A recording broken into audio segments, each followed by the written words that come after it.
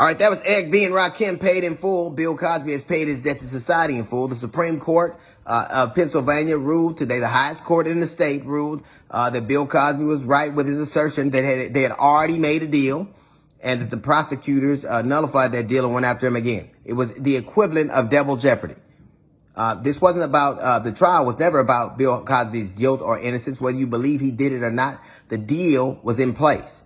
And they decided because of public pressure to go after somebody. And there was pressure all around because everybody was talking about how wealthy men were getting away with all these things and powerful men, which is true. And what they decided was to go after somebody that would be easy pickings. They went after the black dude. Now, his guilt or innocence was never what was at hand. It was pretending like society was doing something about it. And my problem then as now is that they go after low-hanging fruit. They pretend to be concerned about the victims, but let powerful people, truly powerful people, get away with things. But if in fact the judicial system is worried about justice being delayed, is worried about justice not being meted out, is worried about victims who have not gotten their day in court, there are some people that they can go after now. Since they've proven that they'll go back in time and kind of subvert a deal and break a deal up and go back in time after people. They've proven they can do that. So since that is your mindset, here are a few people you might want to do that. There's a Supreme Court justice on the stand right now, sitting on the bench right now, who was accused of sexual assault. Go after him.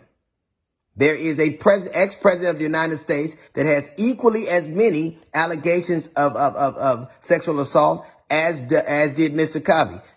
Go after him. If you're in the mood to go after people who have had justice delayed, who've had a deal in place, and you're going back in time to make things right, there are a lot of people. How about the victims of the Rosewood Massacre?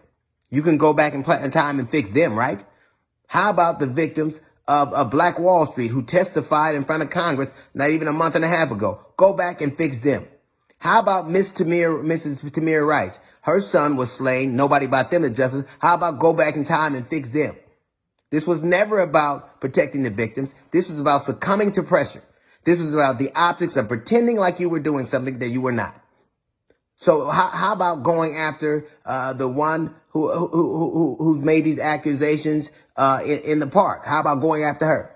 How about giving people the land back, the black family, the land back in Hermosa Beach that was taken away from them, if you're going back in time to make things right? This was never about meting out justice. This was never about doing the right thing. This was never about the victims. This is about succumbing to pressure and going after low-hanging fruit. It was about the pretending. It was about confusing activity with accomplishment.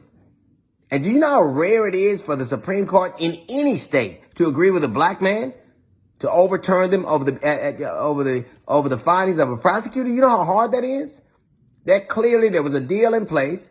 They blew it up and decided to go after him because he was easy pickings, but not after a president, not after a Supreme Court justice, not after any number of powerful people. But if you're going to go back in time and your concern is allegedly the victims, go after real victims.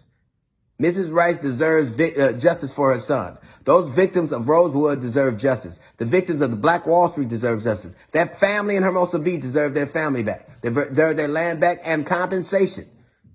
If you've proven that you can go back in time to make things right, then keep it going.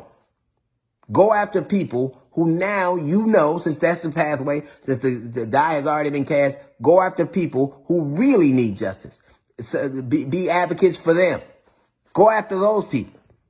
Because actors and comedians and rappers and talk show hosts, yes, they can be guilty too. But they also, we should just be going after low-hanging fruit. In the quest for justice, it cannot be and continue to be just us. That's a little note from the GED section. We got the Jazz Report coming up in 15 minutes. It is the D.L. Hughley Show.